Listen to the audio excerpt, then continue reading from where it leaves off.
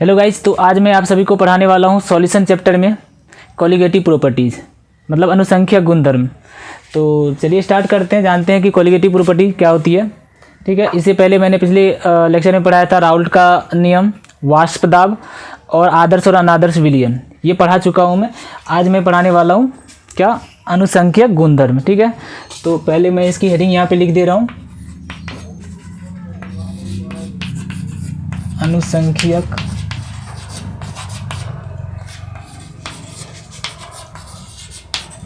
गुणधर्म, इसको बोलते हैं कॉलिगेटिव प्रॉपर्टी।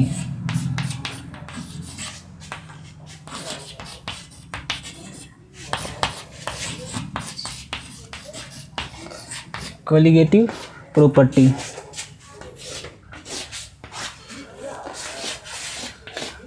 तो अनुसंख्यक गुणधर्म क्या होता है?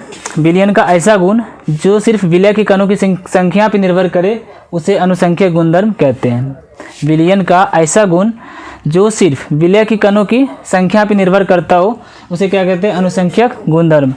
विलय की प्रकृति पर निर्भर नहीं करता है, सिर्फ विलय की संख्या पर निर्भर करता है, उसको क्या कहते हैं? अनुसंख्यक गुणधर्म। तो पहले मैं इसकी डिफिनेशन लिख दे रहा हूँ यहाँ पे। विलयन का ऐसा गुण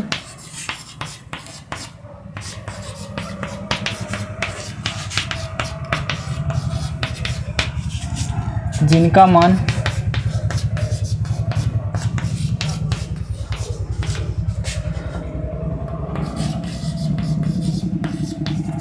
विलय के कणों की संख्या पर निर्भर करता है,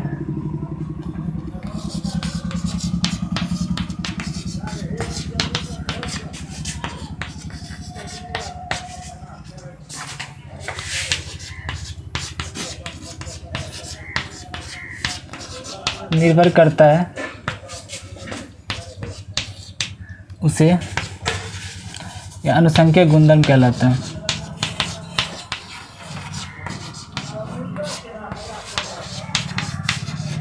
क्या ऐसा विलयन का ऐसा गुण जो क्या किस पे डिपेंड करता है? नंबर ऑफ सॉलिड पार्टिकल्स पे। नंबर ऑफ सॉलिड पार्टिकल्स पे, अब सॉलिड पार्टिकल्स में हो जाएगा उसके मॉलिक्यूल्स, उसके मोल्स, उसका मोल फ्रैक्शन।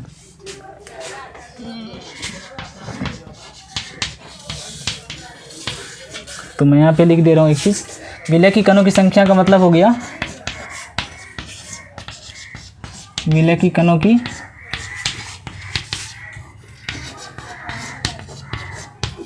संख्या का मतलब हो गया अणुओं की संख्या, अणु या मोल्स की संख्या,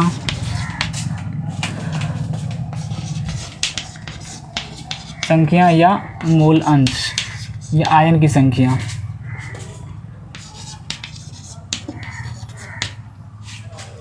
तो इस पे डिपेंड करता हो, विलय के कणों की संख्या पे जो निर्भर करता है उसको क्या कहते हैं? Colligative property. ये यहाँ पे मैं एक बात ये भी लिख दे रहा हूँ कि ये विलय के प्रकृति पे निर्भर नहीं करता, ये विलय के प्रकृति पर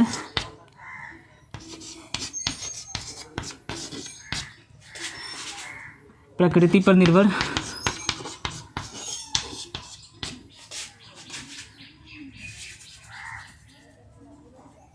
विलय के कणों की प्रकृति पर निर्भर नहीं करता। ये विलय के कणों की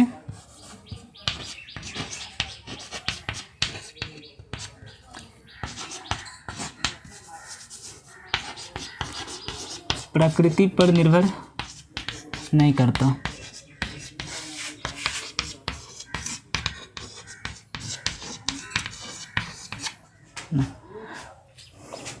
Properties of solution which depends only number of solid particles is called colligative properties. It does not depends upon nature of solid particles. किस पे डिपेंड नहीं करता है? सॉलिड पार्टिकल के नेचर पे डिपेंड नहीं करता है, सिर्फ किस पे डिपेंड करता है? विलय की कणों की संख्या पर। ठीक है, अब ये जो अनुसंख्यक गुणधर्म है, ये 4 कॉलिगेटिव प्रॉपर्टी जो हमारे सिलेबस में वो 4 प्रकार के होते हैं। कितने प्रकार के? 4 प्रकार के। तो गुण अनुसंख्यक गुणधर्म 4 प्रकार के होते हैं, यहाँ पर मैं लिख रहा हूँ।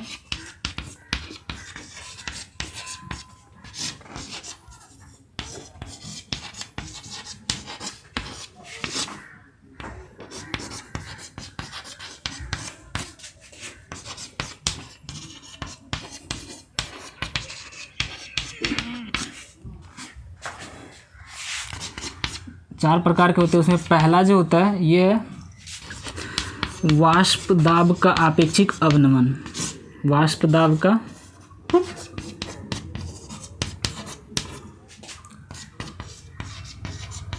आपेक्षिक अवनमन, इसको बोलते हैं रिलेटिव लोडिंग, रिलेटिव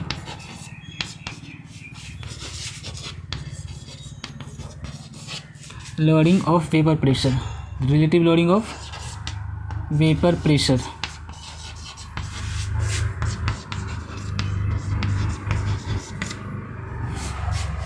दूसरा होता है क्वथनांक का उन्नयन, क्या है? क्वथनांक का उन्नयन, तो बोलते हैं एलिवेशन इन बॉइलिंग पॉइंट या elevation of boiling point, elevation in boiling point.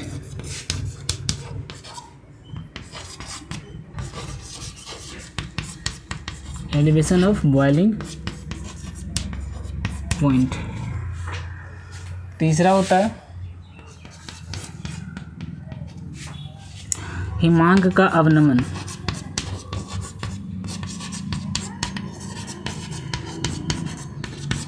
इसको बोलते हैं डिप्रेशन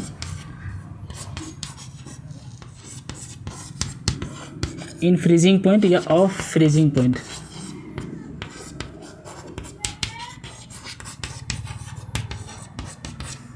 और जो चौथा लास्ट है कोलिगेटिव प्रॉपर्टी वो है परासरण दाब, परासरण दाब, इसको बोलते हैं ऑस्मोटिक प्रेशर।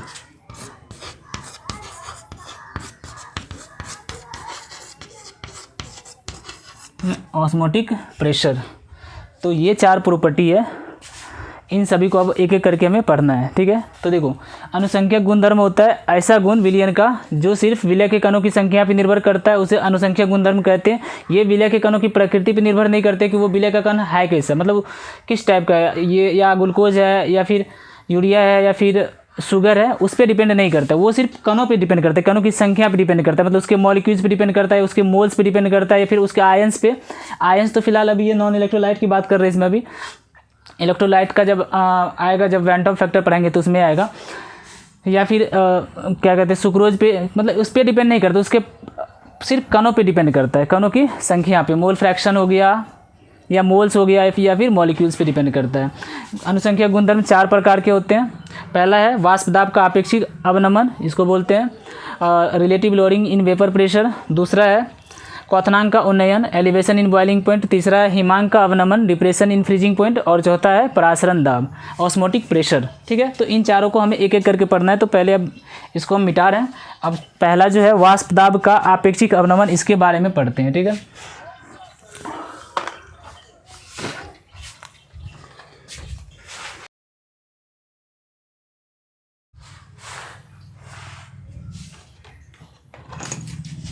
तो हमें पहला जो है कोलिगेटिव प्रॉपर्टी वो क्या है, वाष्प दाब का, वाष्प दाब का आपेक्षिक अवनमन।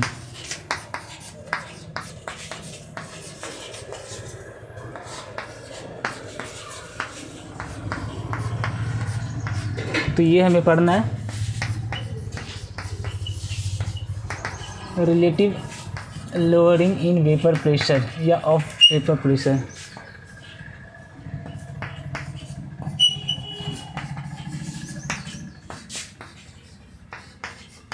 वेपर प्रेशर, तो वाष्प दाब का आपेक्षिक अवनमन हमें पढ़ना है, ठीक है।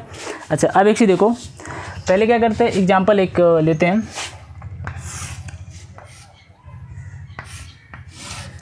हम क्या करते हैं, एक कंटेनर में प्योर सॉल्वेंट लेते हैं। क्या लेते हैं?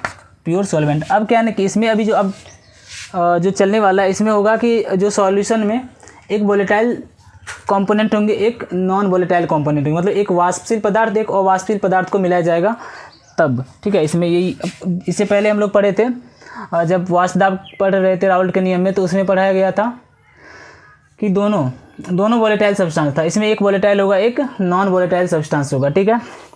तो अब क्या देखो, इसमें हम क्या करते हैं, एक प्योर लिक्विड ले लेते हैं, प्योर सॉल्वेंट ले लेते हैं। प्योर सॉल्वेंट, ठीक है।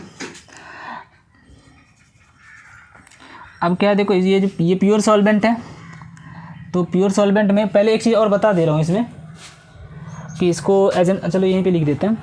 जैसे सॉल्यूशन है, इसको आप लोग नोट कर लेना। सॉल्यूशन जो बनता है वो किससे किससे मिलकर के बनता है, सॉल्यूट प्लस सॉल्वेंट से, सॉल्यूट प्लस सॉल्वेंट से। तो इसमें क्या है, जो सॉल्यूट होंगे ना हमारे सारे नॉन वोलेटाइल होंगे। क्या होंगे, नॉन वोलेटाइल, नॉन वोलेटाइल, इसको बोलते हैं अवाष्पशील। तो ये सॉल्विट जो भी सॉल्यूट होंगे वो सब अवाष्पशील होंगे। अवाष्पशील का मतलब जो वाष्पित नहीं होता है, मतलब इसमें क्या है, जितने लगभग सॉलिड है ना, सॉलिड्स सारे क्या होते हैं, अवाष्पशील होते हैं लगभग। तो इसमें जो एग्जांपल जो ज़्यादातर जो हमारे बुक में आने वाला है क्वेश्चन में, वो सब आता है क्या क्या, एक आता है सुक्रोज, चलो हिंदी में लिख देते हैं। एक आता है सुक्रोज जिसको चीनी बोलते हैं, एक आता है ग्लूकोज, एक आता है यूरिया। ये सब जो है ज़्यादा आता है नॉन वोलेटाइल। ये सब क्या नॉन वोलेटाइल सब्सटेंस है, मतलब ये इसका वाष्प नहीं बनता है, ये इवेपोरेट नहीं करता है। तो सुक्रोज का जो फार्मूला होता है, इसका जो मोलिकुलर फार्मूला होता है वो क्या होता है, C12H22O11। ग्लूकोज का क्या होता है, C6H12O6। और यूरिया क्या होता है, NH2CONH2। ठीक है, इसका अनुवार भी मैं यहाँ पे लिख देता हूँ, मोलिकुलर वेट। आप सुक्रोज का निकालोगे तो इसका आएगा 342, ग्लूकोज का आता है 180, 72, हाँ 180। और जो हमारा यूरिया है, यूरिया का आता है 60। तो ये सारे क्या है, नॉन वोलेटाइल सब्सटेंस है। तो सॉलिड में सारे नॉन वोलेटाइल सब्सटेंस होंगे, और जो सॉल्वेंट होंगे हमारे वो वोलेटाइल होंगे, मतलब वाष्पशील होगा। और इसमें ज़्यादा जितने भी लगभग लिक्विड है ना, लगभग लिक्विड जो है वो सब आ जाते हैं इसमें। जैसे मिथाइल अल्कोहल हो गया, इथाइल अल्कोहल हो गया, methyl alcohol, ethyl alcohol, C2H5OH, ethyl alcohol, benzene हो गई, बेंजीन, टॉलिन, C6H5CH3, बेंजीन, टॉलिन, क्या कहते हैं, CCl4, कार्बन टेट्राक्लोराइड।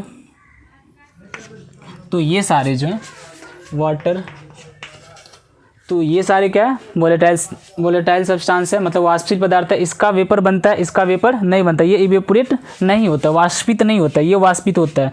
अब देखो सॉलिड को हम क्या मानते हैं, याद रखने, सॉलिड को हम B मानते हैं और सॉल्वेंट को A मानते हैं। सॉलिड को B मानते हैं और सॉल्वेंट को A मानते हैं। इसका प्रेशर, इसका वेपर प्रेशर नहीं बनता, यानी इसका वाष्प दाब नहीं बनता, इसका वाष्प दाब बनेगा, सिर्फ इसका वोलेटाइल सब्सटेंस का वाष्प दाब बनता है। ठीक है, अच्छा देखो अब क्या करते हैं, यहाँ पर हम एक प्योर सॉल्वेंट ले रहे हैं जो कि कैसा है, वोलेटाइल है, कैसा है, वाष्पशील है।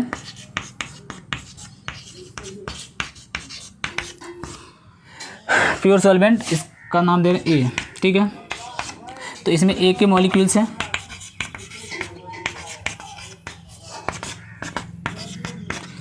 तो अब क्या होगा, देखो अगर ये प्योर सॉल्वेंट है तो ये क्या होगा, इवोपरेट करेगा, मतलब ये वाष्पित होगा।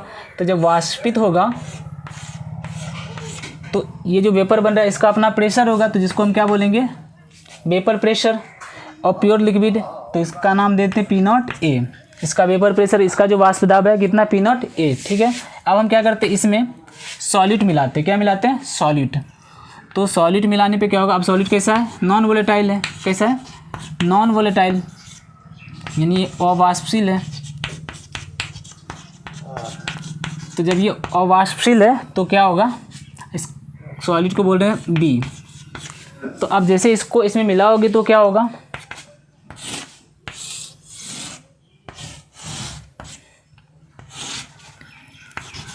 यहाँ पे A B ऐसा कुछ बन जाएगा।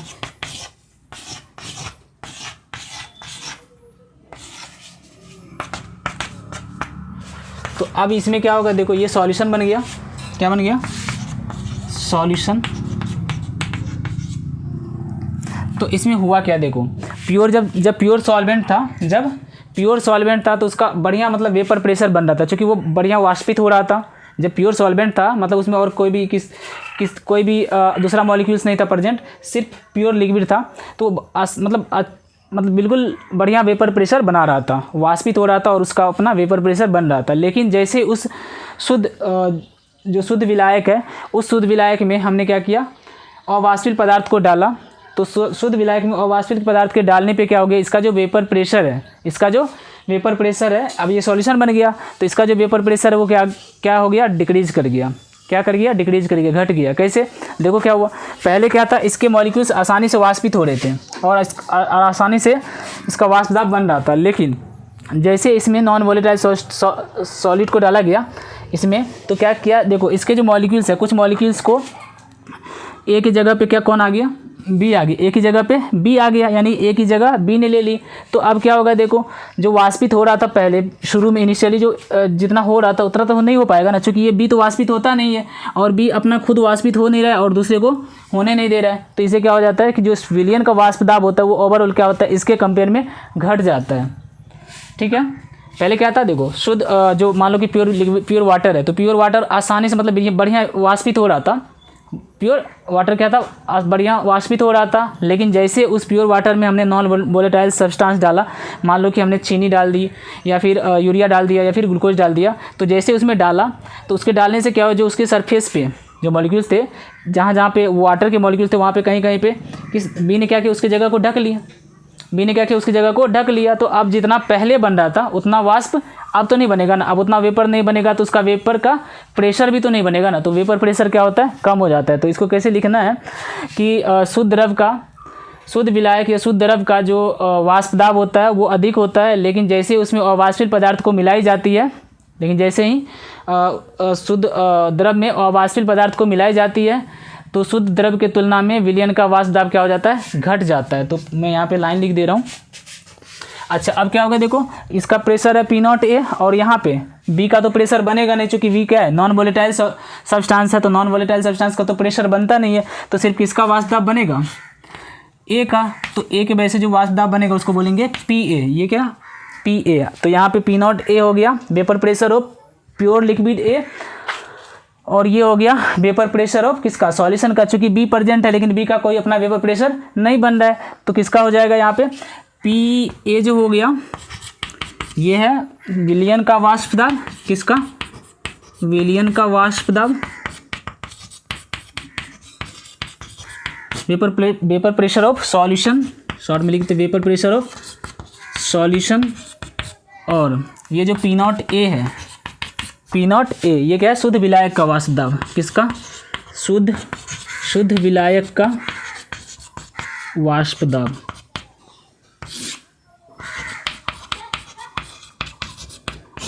ये प्योर मतलब vapour pressure of pure solvent, इसका वाष्प दाब। ठीक है, तो हमने क्या कहा, अभी यहाँ पे एक लाइन लिख देते हैं कि शुद्ध द्रव का जो होता है, शुद्ध द्रव का वाष्प दाब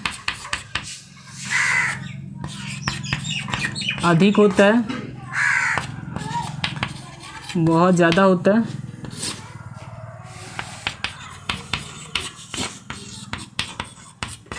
है, लेकिन जब उसमें अवाष्पशील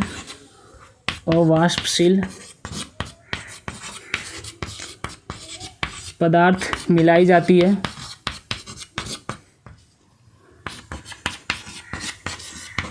तो शुद्ध द्रव की तुलना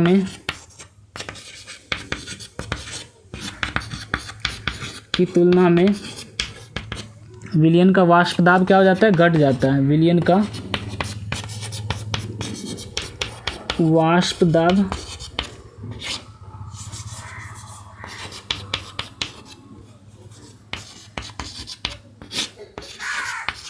घट जाता है। तो यही था शुद्ध, पहले इसका वेपर प्रेशर बहुत ज़्यादा बन रहा था, लेकिन जैसे इसमें नॉन वोलेटाइल सॉलिड को डाला गया, तो इसके वजह से क्या हो, एक कुछ जगह को बी ने ऑक्यूपाई कर लिया, छेक लिया, और उसके बाद इसका जो ओवरऑल प्रेशर क्या हो गया विलयन का, इसके कंपेयर में क्या हो गया, घट गया।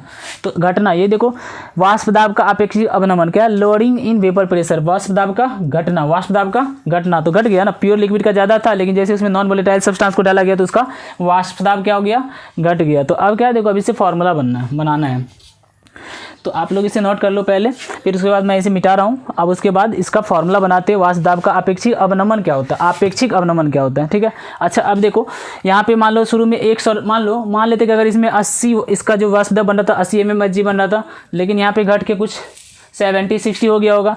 तो मान लो अगर यहाँ पे 70 बन रहा है तो कितना घटा, कितना लोअर प्रेशर में कितना ज़्यादा अवनमन हुआ, यानी कि लोअरिंग हुआ।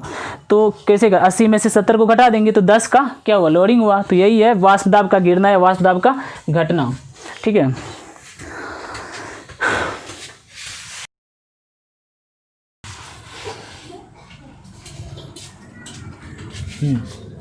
तो देखो अब जो सॉल्यूशन है,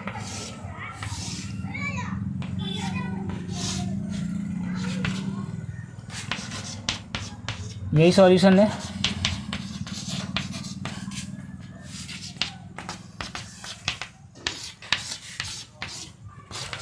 इसका वाष्प दाब कितना है, पी है।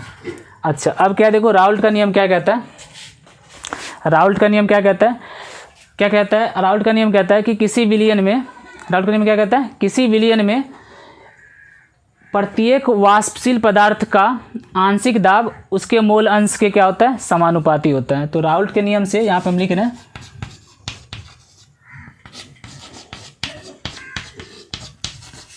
राउल्ट के नियम से, राउल्ट का नियम कहता है कि विलयन में उपस्थित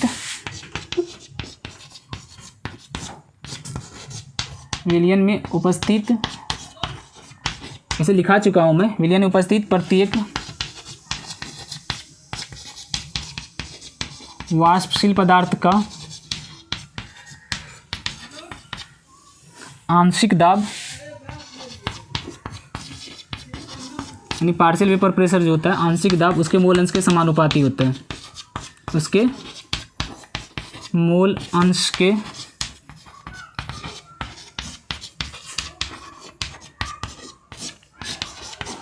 समानुपाती होता है। तो ये है क्या, राउल्ट का नियम। तो अब देखो इसमें किसका वाष्प दाब बनेगा, किसका वाष्प दाब बन रहा है, सिर्फ ए का बन रहा है, तो ए का जो वाष्प दाब होगा यानी कि ए का जो आंशिक दाब होगा वो ए के मोल फ्रैक्शन के क्या होगा, समानुपाती होगा। क्योंकि जितना ज़्यादा ए के मॉलिक्यूल्स होंगे यानी कि जितना ज़्यादा ए का मोल फ्रैक्शन होगा उतना ज़्यादा ए का क्या बनेगा, वाष्प दाब बनेगा। तो यानी कि फाइनली हम ये कह सकते हैं कि जो पी ए होता है वो डायरेक्टली प्रोपोर्शनल होता है ए के मोल फ्रैक्शन के, यानी P A is directly proportional to X A. और यहाँ से जब कॉन्स्टेंट हटेगा, मतलब प्रोपोर्शनैलिटी का साइन हटेगा, तो यहाँ पे एक कांस्टेंट आता है के इंटू एक्स ए। और याद करो मैंने के की वैल्यू कैलकुलेट की थी वैसे प्योर लिक्विड मान करके, तो यहाँ पे क्या आया था, P is equals to P not A into X A. तो ये हमारा फॉर्मूला बन गया, P A is equals to P not A into X A, ठीक है। अच्छा अब एक चीज़ देखो, आप लोग को ये पता होगा कि एक्स ए अब प्लस एक्स बी यानी कि जो मोल अंश का योग होता है वो कितने के बराबर होता है, 1 के बराबर होता है। तो X A plus X B equal to क्या होता है, 1 होता है। अच्छा एक्स ए बराबर क्या होता है, एक्स ए बराबर होता है जिस अगर ए का मोल अंश निकालना है तो ए के मोल की संख्या ऊपर और टोटल मोल की संख्या को नीचे, N A plus N B. अगर हमें एक्स बी निकालना है तो क्या करेंगे, N B upon N A plus N B, मतलब बी के मोल की संख्या को ऊपर में और टोटल मोल की संख्या को नीचे करते हैं। तो X A plus X B बराबर 1 है, तो क्या मैं यहाँ से एक्स ए बराबर लिख सकता हूँ 1 minus X B, 1 minus X B. तो एक चीज़ देखो अब यहाँ पे पी ए बराबर P not A into X A, जहाँ पे वहाँ पे मैं लिख सकता हूँ एक्स ए की जगह 1 minus X B, 1 minus X B. अच्छा यहाँ से अब देखो क्या होगा, P not A minus P not A minus P not A into X B, इसको मल्टीप्लाई कर देते हैं, P not A minus P not into X B is equal to क्या हो गया, पी ए। अब हम क्या करते हैं, इसको इधर ले आते हैं, तो क्या होगा, देखो अब यहाँ से क्या होगा, तो P not A into X B को इधर हम ले आते हैं, तो P not A into X B बराबर, ये तो पी नॉट ए है माइनस पी ए को इधर लाएंगे तो क्या हो जाएगा पी ए। तो क्या ये जो देखो ये है क्या, यही तो है प्योर लिक्विड का जो वेपर प्रेशर और ये विलियन का जो वेपर प्रेशर उसमें कितना मतलब लोअर हुआ, कितना लोअर हुआ, यही तो है वाष्प आपेक्षिक अवनमन, मतलब वाष्प दाब का अवनमन कितना ज़्यादा लोअर, प्रेशर कितना ज़्यादा घटा, प्रेशर कितना ज़्यादा घटा। जैसे प्योर सॉल्वेंट का ज़्यादा था लेकिन बाद में सॉल्यूशन का क्या हो गया था, प्रेशर कम हो गया। तो देखो ज़्यादा प्योर सॉल्वेंट में से हम सॉल्यूशन के वेपर प्रेशर को जब घटाएंगे तो हमारा कितना घटेगा वो तो निकल आएगा। तो यही है देखो P not A minus P ए, इसी को बोलते हैं क्या, वाष्प दाब का अवनमन। वाष्प दाब का, इसको बोलते हैं वाष्प दाब का अवनमन, वाष्प दाब का अवनमन, लोडिंग इन वेपर प्रेशर इसको बोलते हैं, ठीक है, लोडिंग इन वेपर प्रेशर, ठीक है। अच्छा अब हम क्या करते हैं, पी नॉट ए को उधर भेज देते हैं। तो यहाँ से क्या होगा, एक्स बी बराबर P not A minus P A upon क्या हो जाएगा पी नॉट ए। तो ये जो फॉर्मूला है ना, अब देखो नीचे आ गया ना, तो ये जो नीचे आता है ना तो इसको बोलते हैं, किसके रिलेटिव में हो रहा है, इसके पी नॉट ए के रिलेटिव में। ये लोडिंग इन वेपर प्रेशर किसके रिलेटिव में, पी नॉट ए के आपेक्ष में, किसके सापेक्ष में, पी नॉट ए के सापेक्ष में इसका कितना घट रहा है, वाष्प दाब कितना घट रहा है। तो इसको बोलते हैं आपेक्षिक वाष्प दाब का आपेक्षिक अवनमन, इसी को बोला जाता है रिलेटिव, चूँकि इसके सापेक्ष ना ये घट रहा है तो इसको बोलते हैं वाष्प दाब का आपेक्षिक अवनमन, इसी को बोला जाता है। तो इसी का नाम है आपेक्षिक का मतलब रिलेटिव। ये रिलेटिव किससे कर रहा है, original vapour pressure pure liquid के वेपर प्रेशर से, तो इससे किया जा रहा है, तो इसको बोलेंगे वाष्प दाब का आपेक्षिक अवनमन। तो यही है वाष्प दाब का आपेक्षिक अवनमन, P nought minus A by P not A. वाष्प दाब का आपेक्षिक, चूँकि किसके कंपेयर में कर, नीचे पी नॉट ए से तुलना कर रहे हैं ना, सापेक्ष में कर रहे हैं, तो आपेक्षिक अवनमन, यही है relative loading in vapour pressure. तो इसका फॉर्मूला आ गया हमारा यही, P not A minus P A by P not A into X B. ये है कि क्या, वाष्प दाब का आपेक्षिक अवनमन का फॉर्मूला। एक्स बी क्या है, mole fraction of non volatile solute या सब्सटेंस, किसका, बी का, यानी कि सॉल्यूट विलय का मोल अंश, विलय का और वाष्पशील विलय का मोल अंश, विलय का मोल अंश। और ये क्या है, P not A minus P ए, ये घटा कितना लोअर हुआ, और उसको किसके सापेक्ष में कर रहे हैं, पी नॉट ए के सापेक्ष में। तो ये पूरा जो है ये क्या है, वाष्प दाब का आपेक्षिक अवनमन। तो वाष्प दाब का आपेक्षिक अवनमन का फॉर्मूला हो गया P not A minus P A by P not A equals to X B. ये क्या, अवाष्पशील विलय का मोल अंश, अवाष्पशील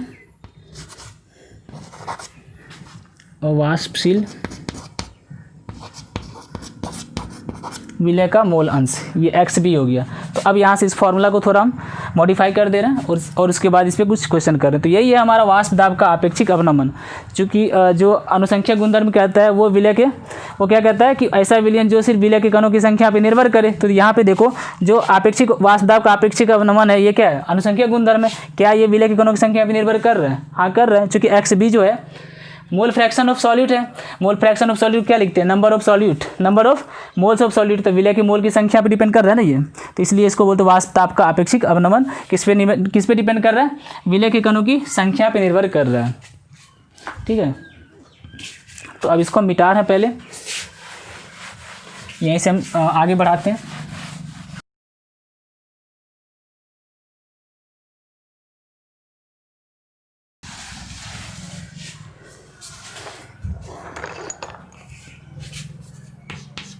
तो फॉर्मूला क्या है, P not A minus P A upon P not A is equals to X B.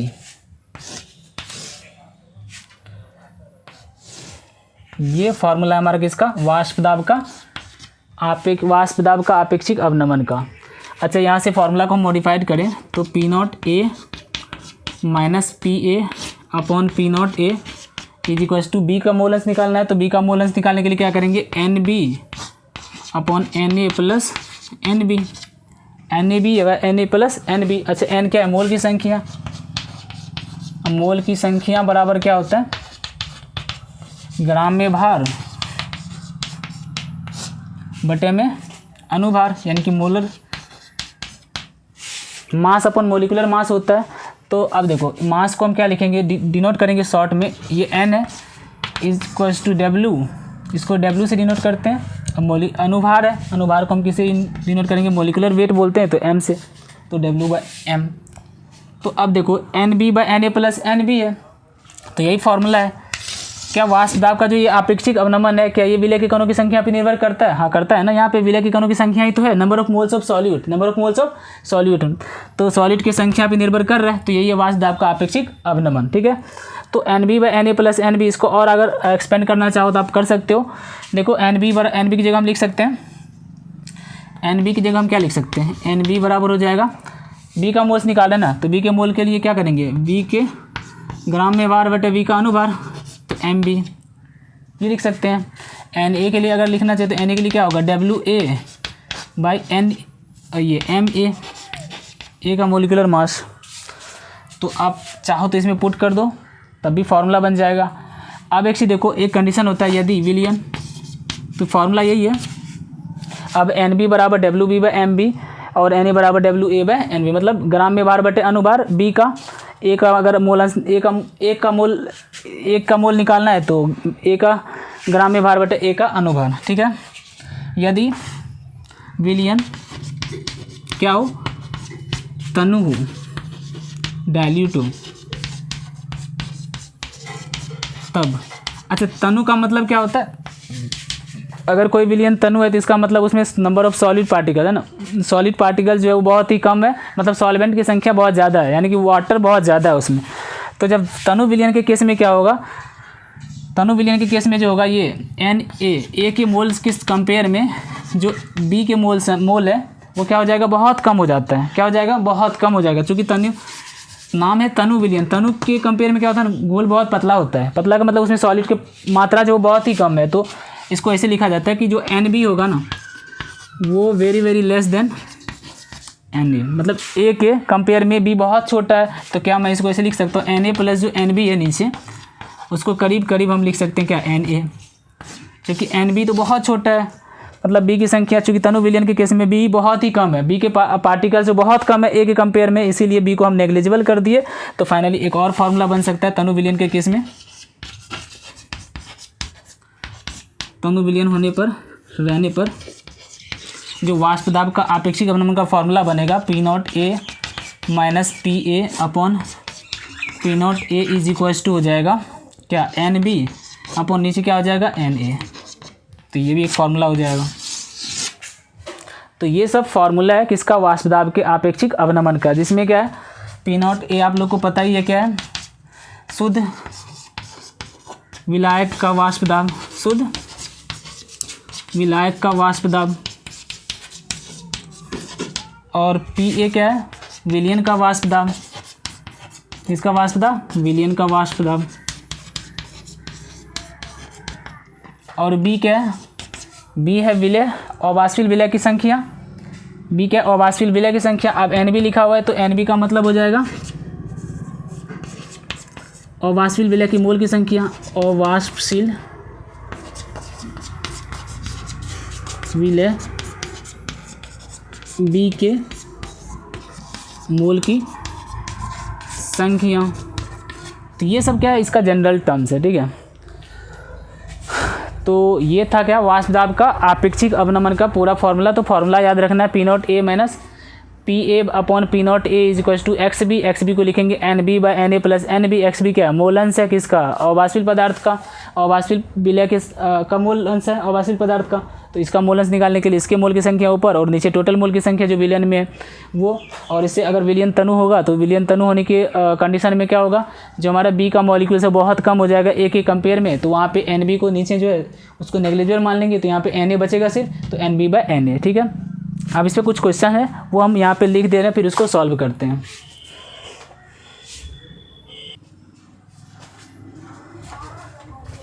तो ये क्वेश्चन है, क्वेश्चन में क्या लिखा हुआ है देखो, किसी ताप पर शुद्ध बेंजीन का वाष्प दाब 0.850 बार है, 0.5 ग्राम अवाष्पशील विद्युत अनपघट नॉन इलेक्ट्रोलाइट, अभी जो है अभी हम लोग नॉन इलेक्ट्रोलाइट ही पढ़ रहे हैं, ठीक है। इलेक्ट्रोलाइट में क्या होगा, वो आयंस में टूट जाएगा, तो फिर वो हम लोग जो जब हम क्वांटम फैक्टर पढ़ेंगे तो उसमें जानेंगे, ठीक है। इलेक्ट्रोलाइट वाले NaCl वगैरह सब जो भी है वो सब इलेक्ट्रोलाइट होता है, सॉलिड तो होता है लेकिन वो इलेक्ट्रोलाइट सब्सटेंस है जो आयंस में टूट जाते हैं, तो उसको हम आगे पढ़ेंगे। तो क्या देखो, किसी ताप पर शुद्ध बेंजीन का वाष्प दाब ये दिया हुआ है 0.5 ग्राम अवाष्पित विद्युत अनुपगत ठोस को 39 ग्राम बेंजीन में घोला गया है। प्राप्त विलयन का वाष्प दाब भी दिया हुआ है, इतना बार है। तो ठोस का मोलर द्रव्यमान ज्ञात करें। फार्मूला क्या है, फार्मूला है P0A minus PA upon P0A is equal to XB। XB की जगह हम क्या लिखते हैं, चलो XB, और XB की जगह हम लिखेंगे NB by NA plus NB, ये इसका फार्मूला है, इसी से हम सॉल्व करेंगे, ठीक है। तो गिवन क्या है वो पहले निकालते हैं। देखो दिया क्या क्या है, इसका सॉल्यूशन कर रहे हैं। दिया है देखो, किसी ताप पर शुद्ध बेंजीन का वाष्प, यानी कि जो शुद्ध बेंजीन है ये विलायक है, तो शुद्ध बेंजीन का वाष्प दाब क्या दिया है 0.850 बार। तो शुद्ध वाले को हम क्या लिखते हैं, P0 लगाते हैं, तो हम लिखेंगे यहाँ पे P0, A की जगह हम लिख देते हैं बेंजीन, बेंजीन के लिए हम यूज कर लेते क्या B, P0 B for benzene. तो बेंजीन का जो वाष्प दाब है शुद्ध बेंजीन का कितना दिया है 0.850 बार, ठीक है। फिर उसके बाद देखो 0.5 ग्राम अवाष्पशील विद्युत अनपघट, वो जो 0.5 ग्राम वो ठोस डाला गया, अवाष्पशील पदार्थ को डाला गया किसमें 39 ग्राम बेंजीन में, जिसका मोलर द्रव्यमान भी दिया हुआ है 78 ग्राम। तो इससे हम मोल अंश निकाल लेंगे। देखो बेंजीन का मोल अंश, बेंजीन का हम निकाल लेते हैं मोल अंश, बेंजीन का मोल अंश। बेंजीन क्या है, सॉल्वेंट है, तो सॉल्वेंट A है और सॉलिड B है। तो अब देखो बेंजीन का मोल अंश, तो बेंजीन का मोल अंश कितना कैसे निकालेंगे, तो पहले मोल की संख्या निकाल लेते हैं। बेंजीन का मोल अंश ने बेंजीन के मोल की संख्या, तो बेंजीन की मोल की संख्या बराबर क्या होगा, बेंजीन का ग्राम में भार W/m, मतलब मास अपन मोलिकुलर मास, तो मास कितना दिया हुआ है 39 ग्राम और मोलिकुलर मास कितना दिया हुआ है 78 ग्राम। तो इसको डिवाइड करेंगे कितना आएगा 1/2, 1/2 का मतलब, चलो यहाँ पे 1/2 में रहते ग्राम पर मोल। तो ये किसके मोल की संख्या निकल आई, बेंजीन के मोल की संख्या, मतलब हम Na बोल सकते हैं इसको, Na को, मतलब इसके जगह, ठीक है। फिर उसके बाद क्या दिया है, देखो इसका ग्राम में भार दिया हुआ है किसका, नॉन वोलेटाइल सब्सटेंस का। और उसके बाद एक चीज़ देखो यहाँ पे विलयन का वाष्प दाब भी दिया हुआ है किसका, विलयन का। तो विलयन के लिए वहाँ पे जैसे PA है ना, तो P0 A था, यहाँ पे P बेंजीन हो जाएगा, P विलयन, P सॉल्यूशन के लिए निकाल रहे हैं, तो P सॉल्यूशन का जो वाष्प दाब है वो कितना दिया है 0.845 बार, ठीक है। तो फार्मूला लगाते हैं, क्या निकालते हैं पहले, फार्मूला लगाते हैं डायरेक्ट, ठीक है।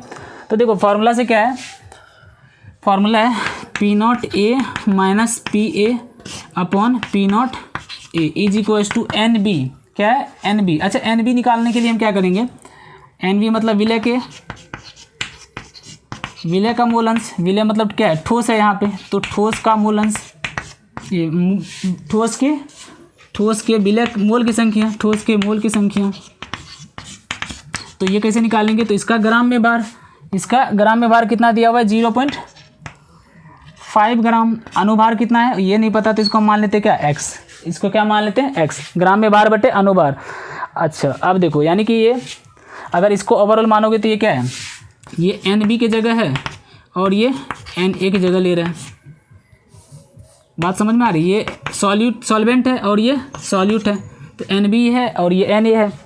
अब P0A माइनस PA, तो P0 की वैल्यू देखो कितनी है, और इधर भी रख देते हैं वैल्यू, तो XB की जगह यानी कि जो फार्मूला है NB upon Na plus NB इसी में रखना है।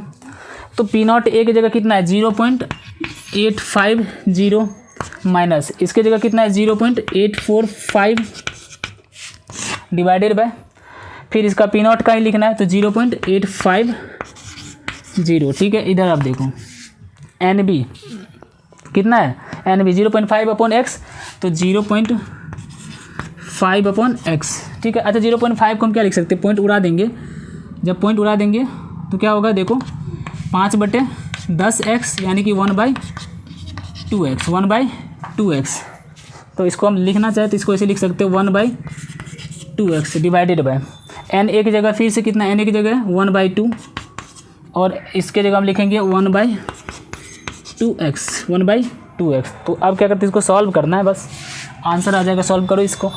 अब देखो इसमें से घटाते हैं, 10 में से 5 गया 5, अब यहाँ पे कितना बचा 4, 4 में से 4 गया 0, 8 में से 8 गया 0, तो 0.005 अपॉन 0.850 इज इक्वल्स टू, यहाँ पे कितना आएगा देखो, दोनों कैल्शियम लेंगे तो 2x आ जाएगा, नीचे कितना आएगा 2x, ऊपर में कितना हो जाएगा x, यहाँ पे कितना आएगा x प्लस 1, ऊपर में कितना है 1/2x, ऊपर में कितना 1/2x।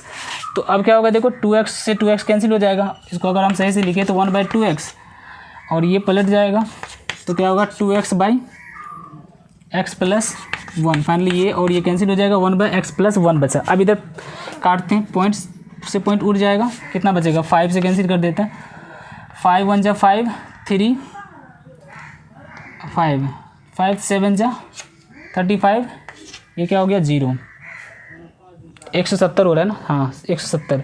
तो अब देखो कितना आ रहा है 1/170 is equals to 1/x plus 1, ठीक है ना। ये इसको अगर हम करते हैं तो 1/2 अगर कॉमन लेते हैं तो 1/, ठीक है, अगर इसका एलसीएम लिए तो 2x हो गया और यहाँ पे बचा x, यहाँ पे x plus 1 divided by 2x, ऊपर में भी है 2x कैंसिल x। अब देखो x प्लस 1 को इधर ले आते हैं, तो x plus 1 is equal to कितना हो गया 170, तो x इज इक्वल टू कितना हो जाएगा 169 ग्राम मोल इनवर्स, यही हो गया आंसर। यही क्या है इसका मोलर मास। तो ये क्वेश्चन था, समझ में आया कि नहीं, बड़ा इजी क्वेश्चन था। क्या करना देखो, सब कुछ दिया हुआ है, P0A दिया हुआ है, PA दिया हुआ है, ठीक है। उसके बाद ये सॉल्वेंट जो Na है, इससे हम Na निकाल लेंगे 20/39/78 करके Na निकाल लेंगे, यानी कि A के मोल अंश निकाल लेंगे, A के मोल की संख्या निकाल लेंगे और यहाँ से B के मोल की संख्या, B के मोल की संख्या में B का ग्राम में भार दिया हुआ है, इसका अनुभारी तो निकालना है, मोलर मास निकालना है ठोस का। तो मोलर मास निकालने के लिए वहाँ पे x मान लिए और यहाँ पे फॉर्मूला में हमने रख दिया, तो ये आ गया इसका आंसर, ठीक है। अब दूसरा क्वेश्चन करते हैं इस पर, ठीक है।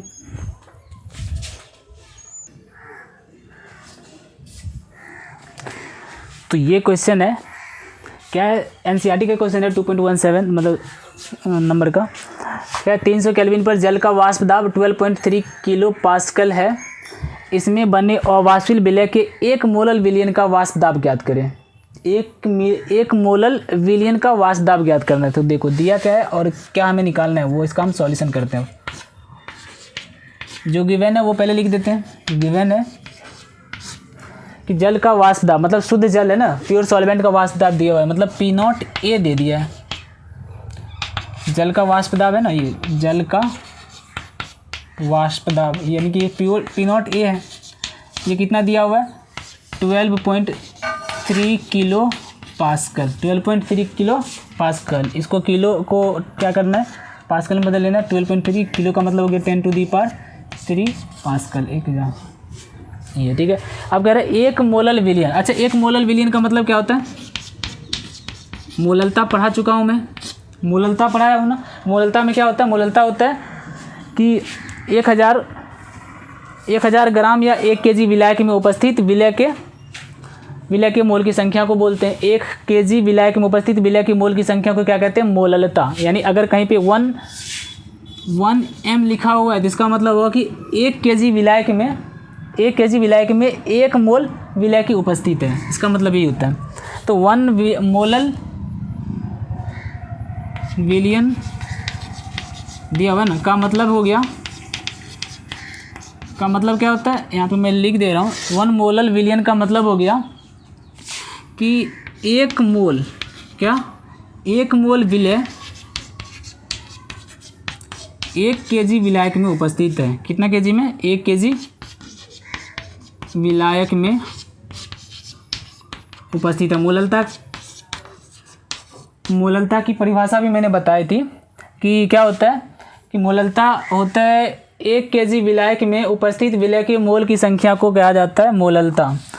तो 1 मोल विलय 1 kg विलायक में क्या उपस्थित है, इसका मतलब ये हो गया। यानी कि जो विलय का मोल है ना वो 1 मोल दिया हुआ है और विलायक कितना है 1 kg, विलायक कितना 1 kg। विलायक है क्या इसमें? वाटर। विलायक क्या? वाटर। अच्छा, हमें निकालना क्या? विलयन का वाष्प दाब निकालना है, मतलब निकालना है हमें विलयन का वाष्प दाब। मतलब ये वाष्प दाब किसका है? प्योर लिक्विड का, शुद्ध द्रव का। और ये क्या है? विलयन का वाष्प दाब। तो हमें निकालना है PA निकालना है, ठीक है।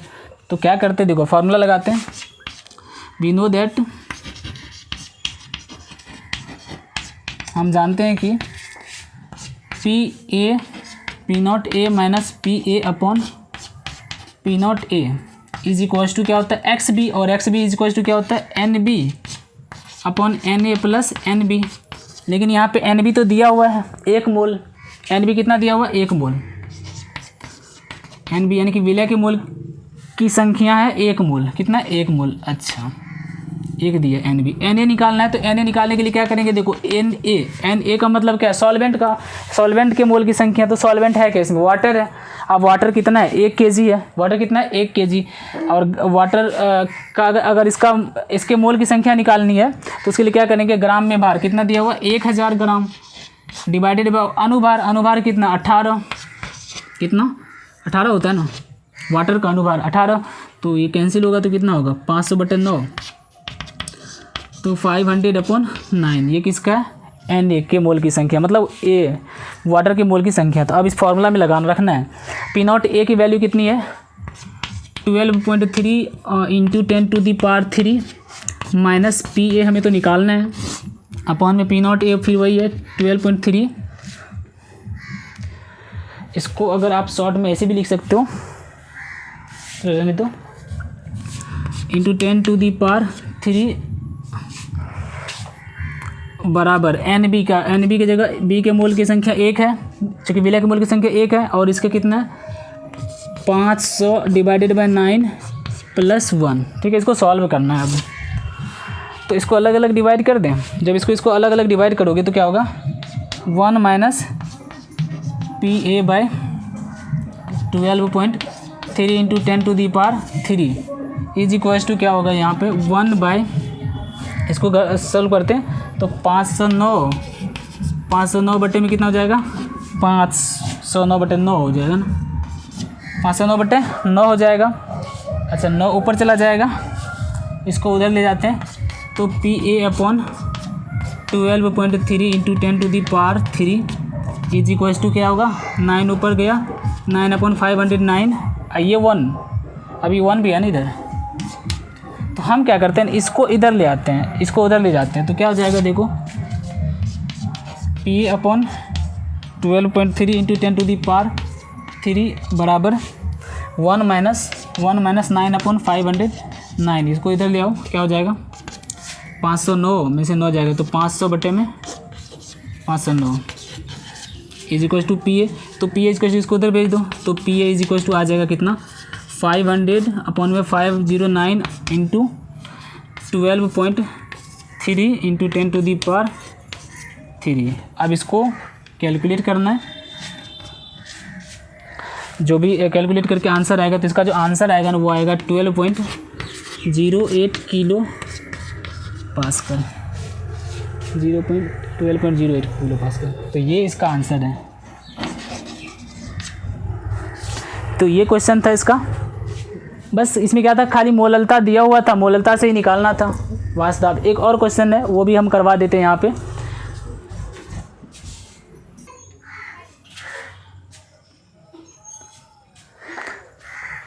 तो ये क्वेश्चन है, क्वेश्चन क्या है? देखो ये NCERT का है 2.18। इस क्वेश्चन में क्या दिया हुआ है कि 114 ग्राम ऑक्टेन में किसी अवाष्पशील विलय जिसका मोलर द्रव्यमान दिया हुआ है, अवाष्पशील विलय, और उसी का मोलर द्रव्यमान दिया हुआ है 40 ग्राम मोल इनवर्स की कितनी मात्रा घोली जाए कि ऑक्टेन का वाष्प दाब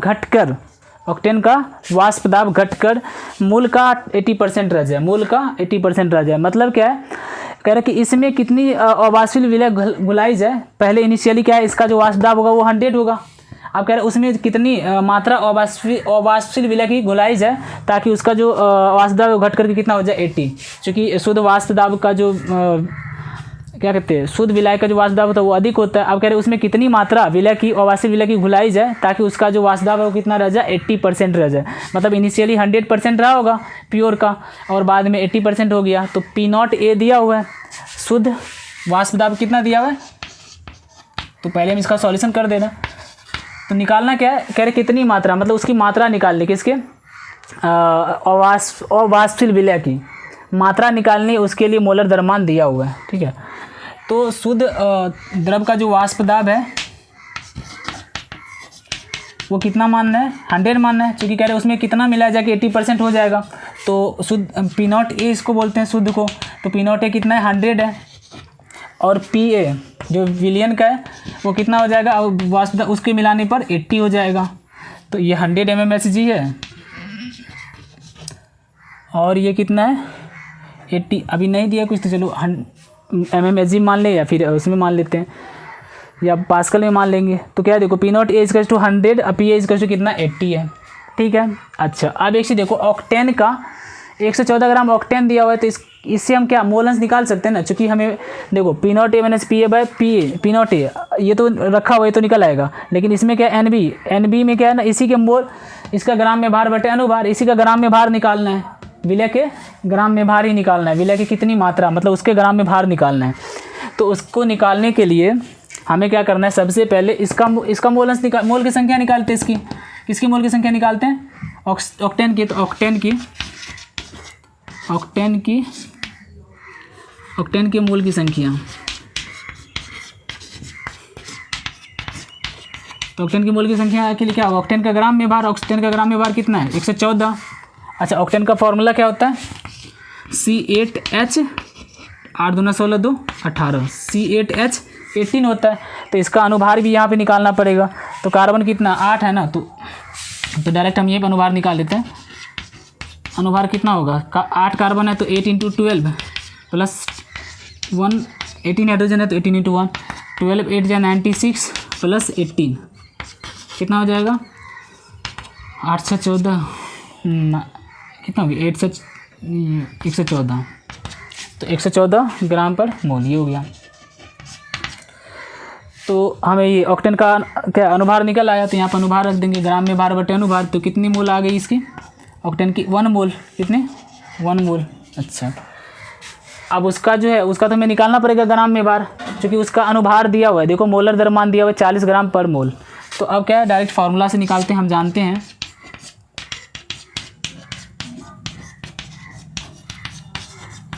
P0A minus PA upon P0A is equals to NB upon NA plus NB।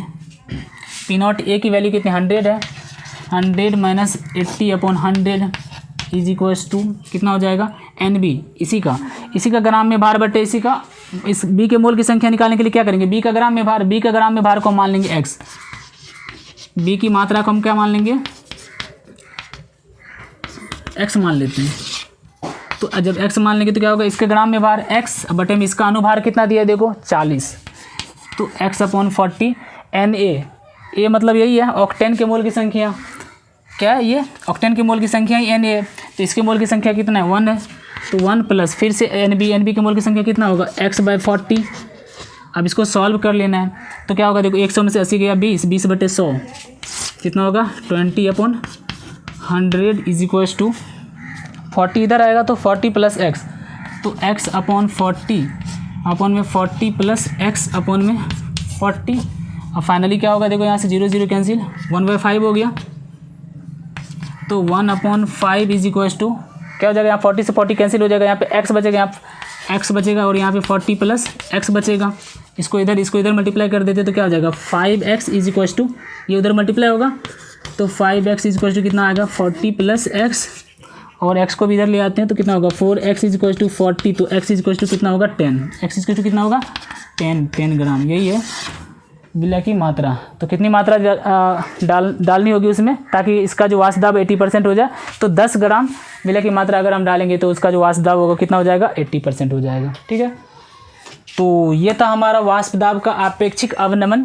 ठीक है, अगला तो आज का लेक्चर मैं यहीं पे समाप्त कर रहा हूँ। अगले लेक्चर में मैं आपको पढ़ाने वाला हूँ इसका दूसरा कॉलिगेटिव प्रॉपर्टी, जो कि है क्वथनांक का उन्नयन। तो मिलते हैं अगले लेक्चर में, पढ़ाई करते रहिए।